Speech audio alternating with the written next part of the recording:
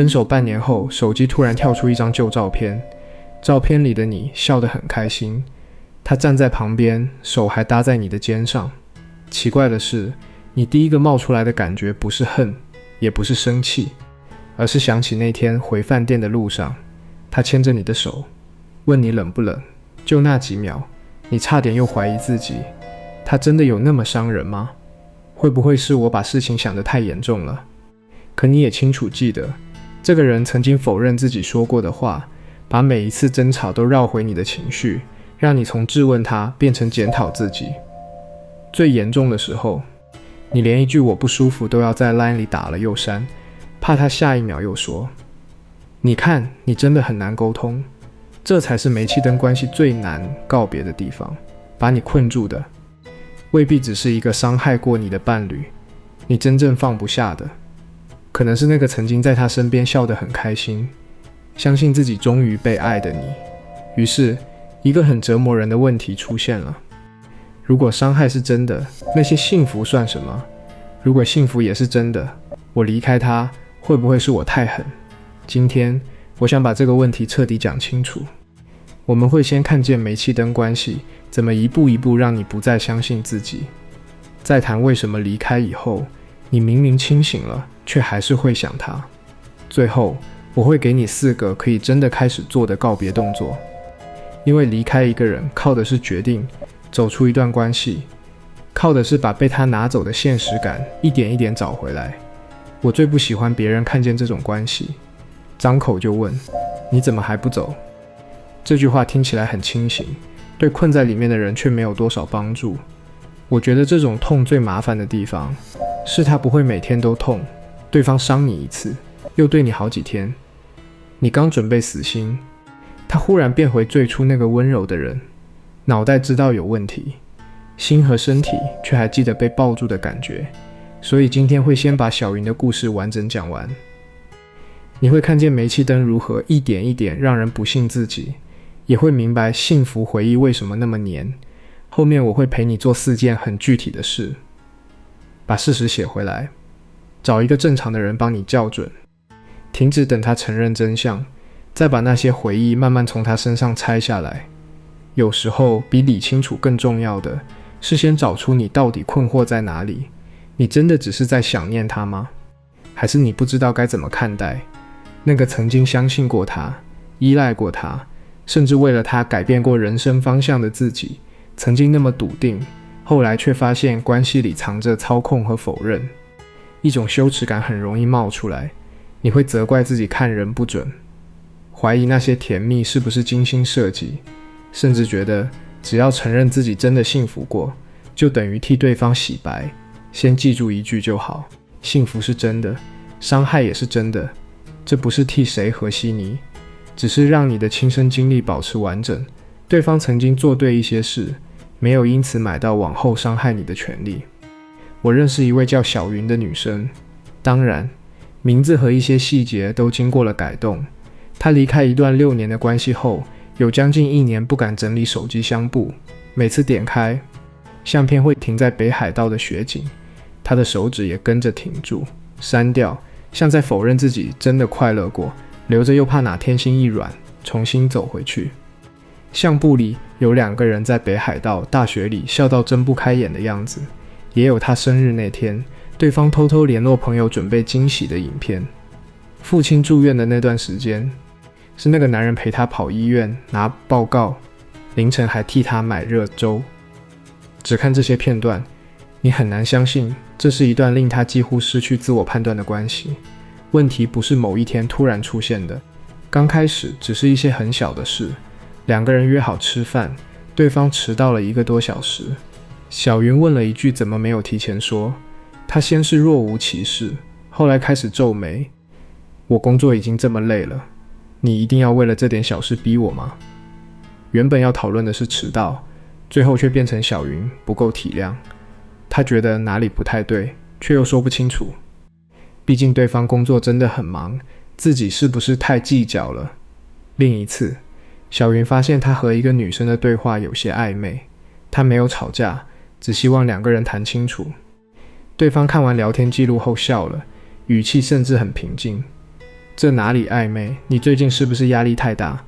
正常人不会看到这种程度就胡思乱想。谈到最后，他不再解释那段对话，反而开始分析小云为什么缺乏安全感。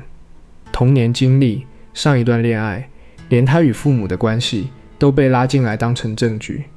那一晚，小云本来想确认一件具体的事，最后却坐在床边道歉，说自己应该学着更信任伴侣。后来类似的情况越来越多，明明说过的话他会否认，答应过的事没有做到，责任绕一圈又回到小云身上。他只想谈眼前发生的事情，对方却把话题拉到他的个性，说他太敏感、太情绪化，永远爱把小事弄得很严重。有一回，小云在 IG 限动看见他和那位曾经引起争执的女生一起吃宵夜。前一天晚上，他才说自己累得不想见任何人。小云截了图，搭捷运回家的路上打了一大段 line。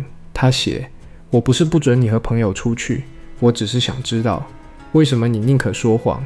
讯息打完，他又从第一个字开始删到最后只剩一句：你昨天不是说要休息吗？对方已读了2个小时，快到午夜，手机终于亮起来，却只跳出一句：你又开始了。小云盯着那4个字，胸口闷得像压了一块东西。他想说自己没有闹，只是在确认。还没送出下一句，对方又传来：我真的很累，你可不可以不要每次都这么负能量？本来是对方前后说法不一致。谈到这里，问题变成小云破坏气氛。他在输入框里停了很久，最后回了一个再补上没事，晚安。隔天，他像什么都没发生一样传了可爱贴图。下午叫外送送来他爱喝的饮料。小云收到时，第一个反应竟然不是生气，而是松了一口气。他想，他还愿意哄我，或许昨晚真是我太小题大做。我觉得这种关系最磨人的地方就在这里，痛和甜不是分开出现，常常只隔着几个小时。冷暴力让你慌，突然出现的情绪价值又把你拉回去，你来不及判断前一件事，下一份温柔已经送到门口。可是争吵过后，他又会变回那个温柔的人。有时送花，有时抱着他说：只有我最了解你，别人根本受不了你这种脾气。前半句听起来很甜，后半句却像一根藏在糖里的刺。小云当时没有察觉，只觉得幸好还有人愿意包容自己。6年过去，他越来越不确定自己的感受是否可靠。每次准备质问之前，会先在手机备忘录里打草稿，开口时不敢说得太直接，怕又被说成情绪失控。偶尔和朋友聊起冲突，他总要补上一句：但他平常真的对我很好。那句话表面在替对方说明，底下压着的其实是小云对自己的怀疑。我不可能笨到在一段全是伤害的关系里待6年吧。我听过很多人把故事讲到最后，都会很小声地补一句：可是他平常真的对我很好。这句话很轻，后面其实很重。他不是单纯替伴侣辩护，也是在替当年的自己求一个解释。他真正决定离开的那一天，没有发生什么惊天动地的大事，只是吃晚餐时，他提到伴侣前一晚答应周末陪他回家看母亲，对方一边滑手机，一边说自己从没答应。小云愣了一下，清楚记得那段对话。他甚至记得当时2人站在厨房，水壶刚好响了。你明明说过。对方把手机放下，表情立刻变得不耐烦。我说考虑，不是答应。你每次都自己脑补，然后怪我。从前的小云会开始解释，也可能拿出讯息记录。那天他突然没有力气争了，不是认输，而是眼前的场景太熟悉。就算找到证据，接下来还有另一场辩论。为什么要截图？是不是早就在准备对付他？伴侣之间连这点信任都没有吗？那一刻他明白，这场争论没有终点，对方要守住的不是记忆，而是永远不必负责的位置。小云安静地吃完饭，隔天联络了朋友，也开始安排住处。真正离开前，他还是哭得很厉害。清醒没有让感情瞬间消失，懂得心理学也不会让身体停止依恋。这一点必须说清楚。知道一段关系有伤害，仍然想念对方，不代表你不清醒。这就是很多人离开煤气灯关系后最深的一层痛苦。你不只要失去一个伴侣，还得重新审视自己的记忆，从前相信过的事情开始松动，连我是一个能看懂现实的人，这份信念也跟着裂开了。煤气灯这个词现在很常被拿来形容吵架，伴侣记错一次，不用急着扣帽子。两个人对一场争执有不同印象，也可能只是视角不同。你要小心的是，这种事一直重复。你明明只问你昨天是不是答应过我，他却开始说你很难沟通，很爱闹，记性有问题。你拿出讯息，他说你搜证很可怕，你不拿证据，他又说一切都是想象。无论怎么回答，最后都会回到同一个结论，问题在你，次数多了，人真的会怕自己又想太多，怕朋友也觉得你玻璃心，到最后你已经不是在确认事情，而是在确认我到底有没有疯。有研究煤气灯的学者提醒过，这不只是一句你想太多，可怕的是它发生在你很信任的关系里，因为你爱他，他的版本会比陌生人的版本更有重量。陌生人说你记错了，你可能一笑置之，深爱的人一次又一次告诉你，事情根本不是那样，是你反应过度，分量完全不同。你会想，最了解我的人都这样说了，难道真是我有问题？感情麻烦就麻烦在这里，你不只是在判断一件事对不对，你还在害怕，一旦承认他伤害你，你们整个故事就塌了。很多人不是看不见矛盾，而是承受不起故事倒塌的代价，于是记忆被你一再重审。是不是我的语气真的不好？会不会他没有那个意思？可能最近压力太大，所以我把事情看得太严重了。你试着修正自己，希望关系恢复从前的甜蜜。令人心碎的是，每修正一次，自我信任就可能被削弱一点。等到真的离开，对方的声音甚至不需要出现，你已经学会在心里替他否定自己。有人把这种状态形容成内心多了一位法官。每当你想说我受伤了，法官立刻追问证据。每当你觉得对方很过分，另一个声音又提醒你，他曾经那么照顾你，你必须证明伤害严重到某种程度，才敢允许自己离开。可是离开一段关系不需要先完成道德审判，你不用证明对方100%邪恶，才能承认自己已经不适合留在那里。判断一段关系能不能继续，也不该只看对方偶尔有多好，更要看这份好能不能抵达你最需要被尊重的地方。温柔如果只在你顺从时出现，那不是完整的安全感。道歉若是为了让事情赶快过去，没有带来任何改变，作用也很有限。至于那些盛大的惊喜，当然可能让人感动，只是他们无法代替日常里最基本的尊重。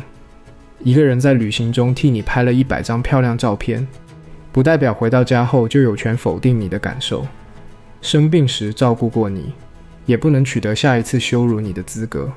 好的时刻可以被感谢，造成的伤害仍然需要被看见。感情不是功过相抵的账簿。心理学里有个概念叫认知失调，简单讲，两件互相冲突的事同时放在心里，人会受不了。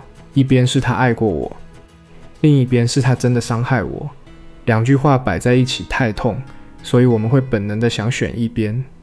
他是一个爱我的人，和他正在伤害我，放在一起很痛苦。为了减少不舒服，有些人会把前一句改掉，告诉自己过去全是骗局，也有人选择否定后一句，认为伤害只是误会。两条路看起来都能快速获得答案，代价却不小。如果你把过去所有幸福都判成虚假，那个曾经真心投入的自己也会一起被羞辱。假如你只保留对方的好，伤口又会失去被承认的机会。答案不用急着浓缩成他到底是好人还是坏人，先看这段关系如何影响你，能不能表达不舒服，冲突发生后有没有修复，每次说出需求，是否都要先证明自己没有恶意。这些日常问题比替一个人做总评更有用，人的确复杂，界限仍然可以很清楚。理解一个人为什么伤害你，并不表示你必须接受伤害。童年经历可以解释他的防卫，工作压力也许让情绪变得不稳定，然而原因不是免责条款。你能看见他的脆弱，同时保护自己的界限，这两件事不必互相取消。很多观众听到这里，心里可能还有一个更难回答的问题：既然那些幸福真的存在，我要怎么把它们带走？每次想起来都会舍不得，舍不得就想回头，难道最后只能逼自己忘记吗？不必，接下来要慢慢把那些回忆，从他给我的改回我也真的活过。一段关系里的幸福，大致可以拆成2块，其中一部分确实来自对方的付出，他花过时间，可能也认真准备过惊喜。追求你的时候，心思未必全是假，某些拥抱里存在真心。也不需要硬说那都是表演，即使后来的关系证明他缺乏稳定，尊重你的能力，早期投入的成本仍可能真实存在。如果对方确实曾经用心，承认就好。你可以承认那时候真的快乐过，但承认不等于替他后来做的事找理由，也不用为了证明自己清醒，就硬说那几年全是假的。说的口语一点，他请你吃的饭，你吃到了，一起看过的海也进了你的眼睛，当时心动过，身体记得，真的拥抱过，真的快乐过，甚至那段亲密关系也让你感受过满足。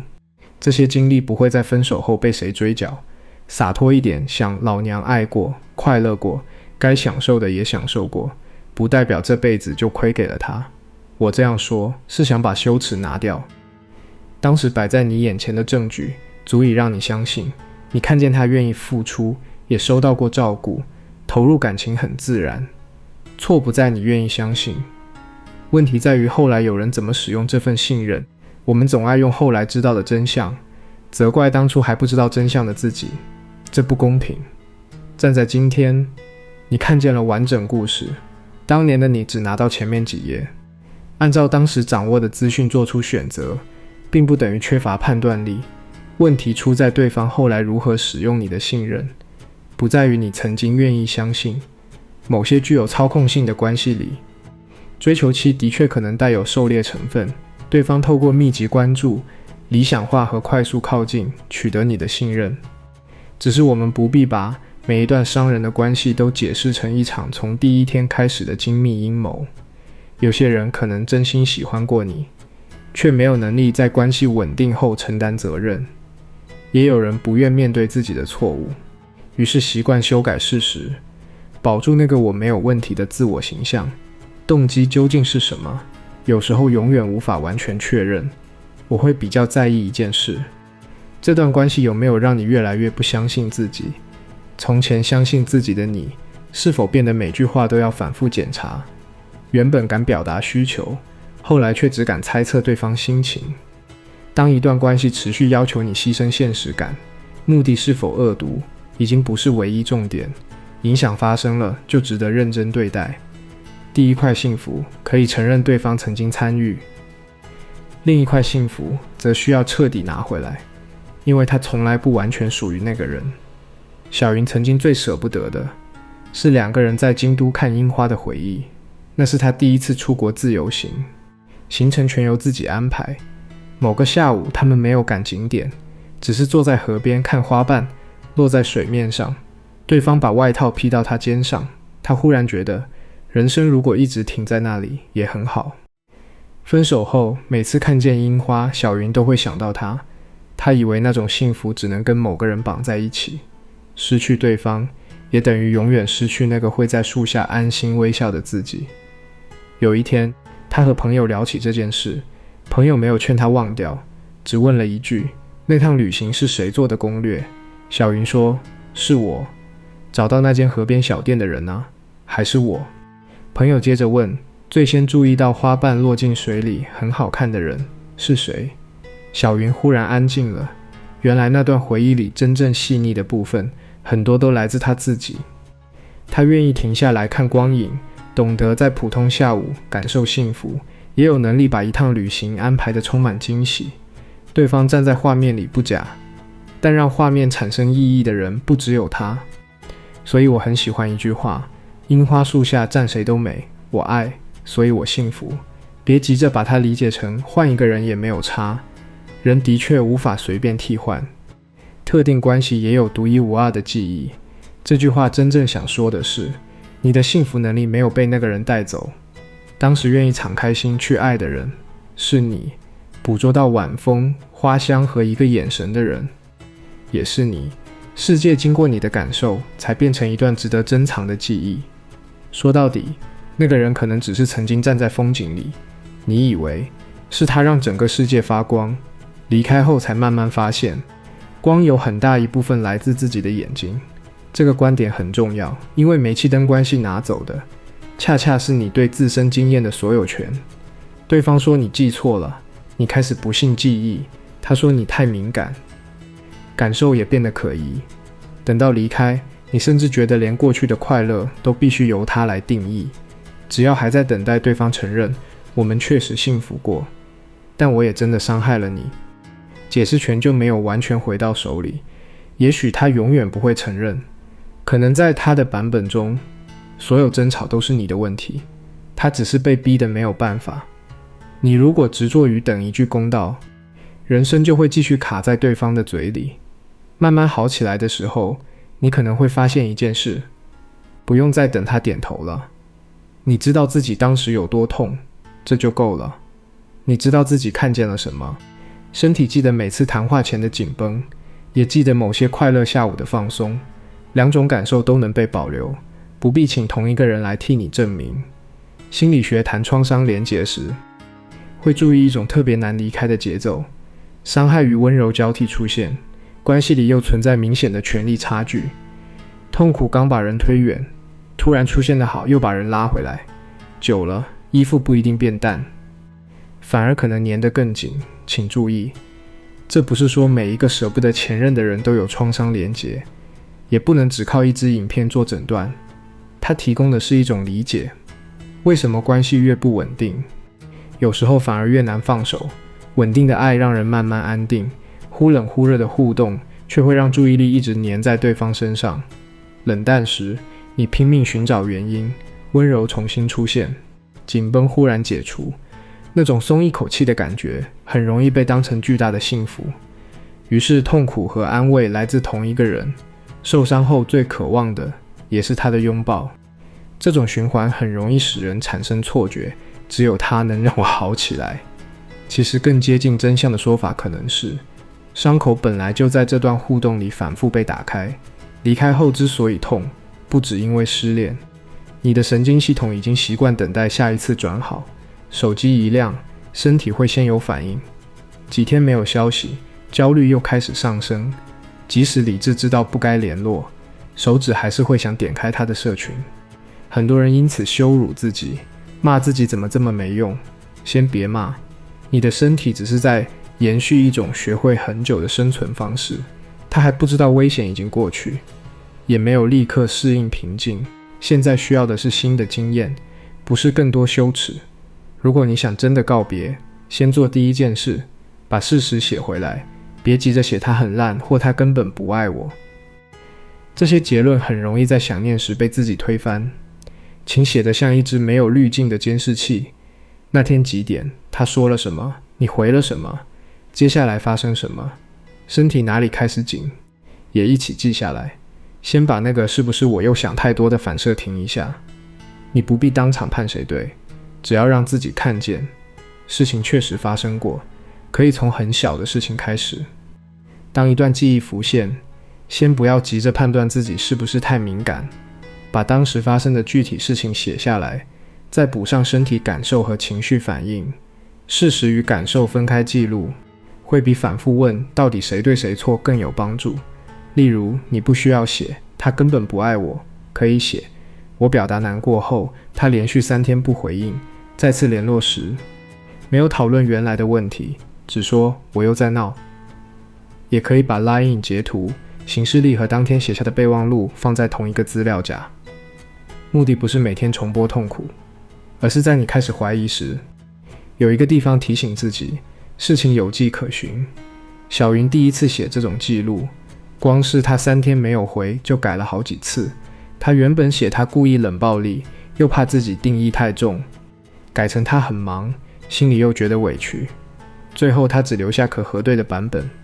星期二晚上我说这样让我不舒服，讯息显示已读。星期五下午他传一张贴图，没有回应原来的问题。写完那几行，小云没有立刻变勇敢，却第一次发现，原来自己可以不替任何人解释，事实先放在那里，已经足够。这样的记录不是为了搜证报复，而是帮助你重新站回现实。结论有时会摇摆，具体事件比较不容易被心情冲走。第二件事，找一个能正常听你说话的人，一个就够了。这个人不替你决定分不分手，也不急着骂你的前任，他愿意先把事情听完，接着问，那时候你是不是很害怕？或者很简单的说，我懂你为什么不舒服。那种对话看起来普通，对长期被否定的人却很重要。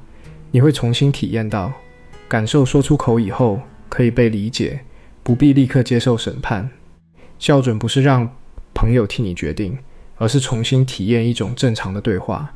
当你说那件事让我很难受，健康的回应不一定完全同意你的解读，却会先承认感受存在。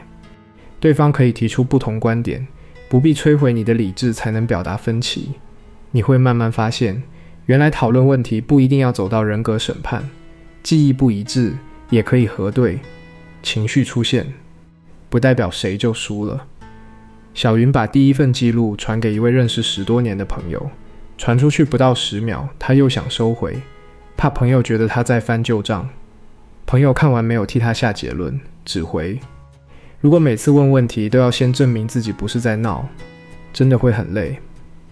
那句话没有华丽安慰，却让小云哭了很久。有人第一次没有追问他语气够不够好，也没有急着分析对方是不是故意，他的泪被看见了。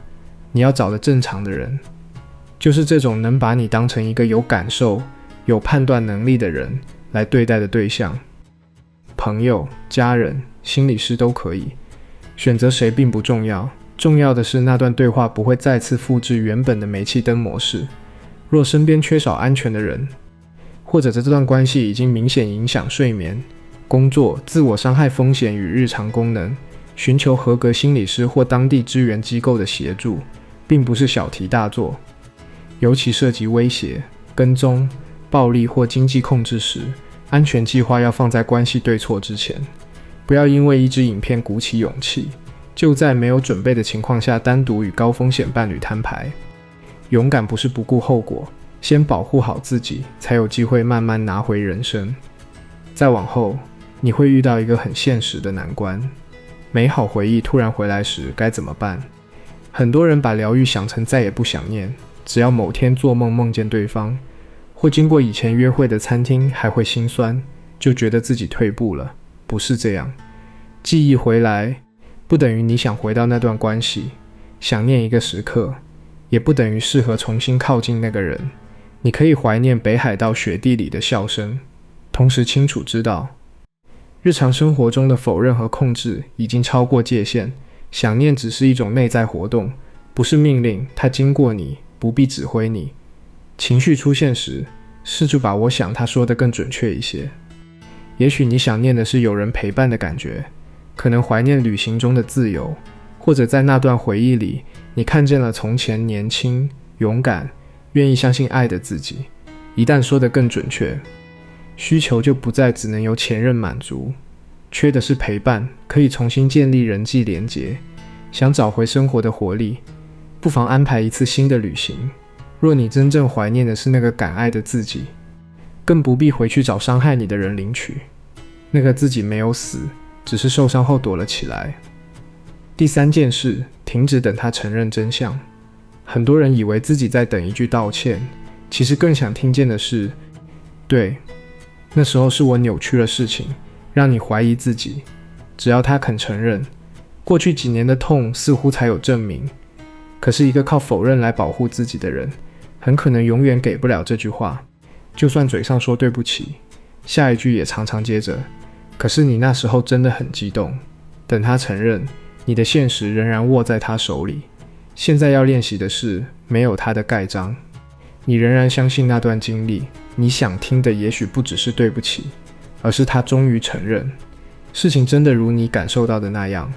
他若肯说一句，我确实扭曲了事实，让你怀疑自己。过去几年的痛苦好像才有名分，可惜的是，习惯逃避责任的人未必能给出这种道歉。偶尔出现的认错也可能带着条件，对不起，但你当时真的很激动。我承认语气不好，可是你也伤害了我。都过去这么久了，为什么还抓着不放？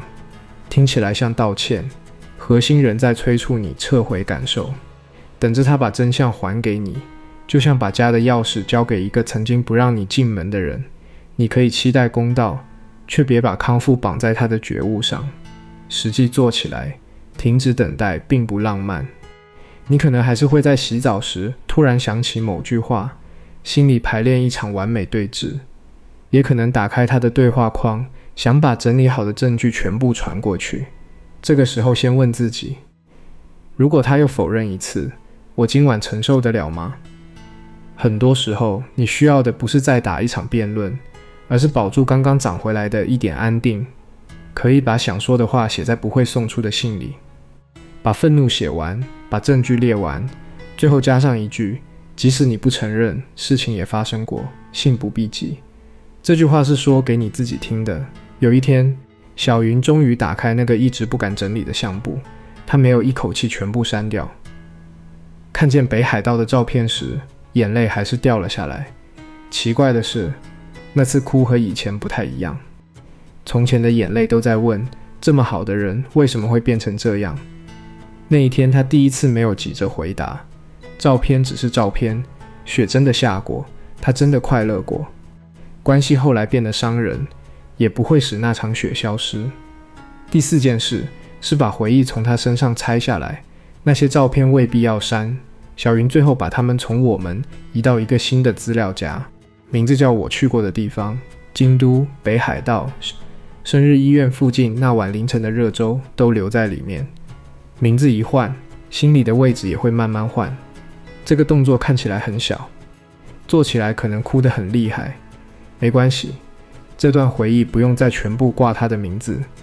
旅行也是你走过的，笑声从你的身体里发出来。当年的自己更没有必要一起删掉。有些地方暂时还去不了，也不用逼。那间餐厅，那首歌，某个捷运出口，只要靠近就心闷，先绕路没有关系，等身体准备好，再用新的经验把地方拿回来。小云后来和朋友重回以前常去的咖啡店，她原本以为一坐下就会崩溃，结果那天最困扰她的是冷气太强，蛋糕又比记忆中甜。离开时，朋友问她感觉怎么样，她想了一会儿，只说原来这里没有我想的那么大。这就是回忆慢慢松开的样子，没有仪式感，也未必当场释怀。某个被前任占满的地方，开始容得下新的笑声，新的抱怨，甚至一个很普通的下午。有人听到这里可能会问，所以我要感谢这段伤害吗？不需要。我的答案很直接，不用感谢。遭受操控没有值得歌颂的地方，失去的时间也不必包装成命运礼物。能够从里面走出来，是你救了自己，功劳不该送回给伤害你的人。你只需要承认事情已经发生，而你正在决定他接下来如何留在生命里。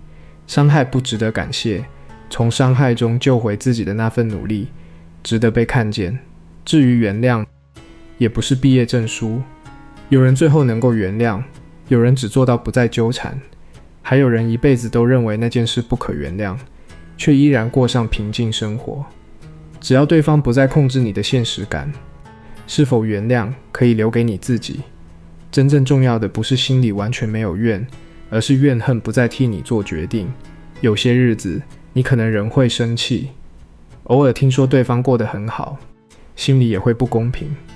别急着批评自己不够通透，受伤的人渴望公道，非常正常。只是公道有不同形式，对方承认错误是一种，法律或现实后果也可能是一种。更多时候，你能拿到的公道是那个曾经被否定的人重新学会相信自己。今天你说不舒服，不再立刻道歉，下一段关系里遇到模糊和推卸，也不会急着替别人找理由。你知道善良不等于取消界限，理解对方更不代表背叛自己。走到这里，过去就没有完全赢。那段经历或许改变了你，却没能永远定义你。离开一个既幸福又伤人的伴侣，到底有多难？难在你不是只跟痛苦告别，也得跟希望告别。那个他有一天会变回最初模样的未来，在离开时一起消失。很多人舍不得的，其实是尚未发生的结局。你曾经相信，只要表达得再清楚一点，对方就会理解，再有耐心一些，关系就能修好。已经付出这么多年，现在离开好像前功尽弃。可是，一段关系的价值不由它维持多久决定。已经走了很远，不代表错的方向必须继续走。6年的投入也不会因为今天停下来而变成0。你在其中真实生活过，学会过一些东西，也留下了自己的痕迹。结束的只是关系，不是你活过的6年。难，也难在你必须哀悼2个人。一个是现实中反复伤害你的伴侣，另一个是你心里那个他本来可能成为的人。后者往往更难放下，因为想象中的版本没有缺点，也永远停在最好的时刻。他也许在某个阶段真的接近过那个样子，只是关系不能只靠潜力维持。你不能跟他的偶尔很好过日子。每天真正要面对的是那个吵架时推开你、否认你，让你连一句不舒服都不敢说出口的人。最终真正的告别不会像电影那样有一场漂亮对话，然后2个人红着眼睛祝福彼此。现实中的告别经常很零碎。某天，你第一次没有查看他的动态，过了一阵子，经过那间餐厅，心里只轻轻动了一下。朋友提起相似的故事，你才发现自己已经能平静说出从前。至于那张一直舍不得删的照片，也可能还在手机里，只是不再具有召唤你的力量。疗愈不一定是忘记，想得起来，却不再需要回去，已经是一种告别。走到最后，你不必把对方判成一个彻头彻尾的恶人，才有资格离开，也不用把所有照片删干净，才能证明自己清醒。有一天再想起他，胸口可能还会轻轻动一下，差别在于，那份感觉已经不能把你拉回去。你知道他来过，也知道这段关系停在哪里。请把最后这几句话留给那个一路怀疑自己却还是努力走出来的你。我确实幸福过，我也确实受伤了。幸福我会留下，伤害不再替它美化。至于你，到这里就可以结束了。如果今天的内容替你说出了那种一直无法解释的撕裂，请订阅频道，也可以点个喜欢，让这支影片去到另一个正在怀疑自己的人面前。你愿意的话，在留言区留下一句我相信自己的感受，不需要交代全部故事。那一句话已经是把现实交还给自己的开始。看清自己，有时候需要别人的眼睛。这里是心事解码所，陪你读懂关系里那些没有说出口的潜台词。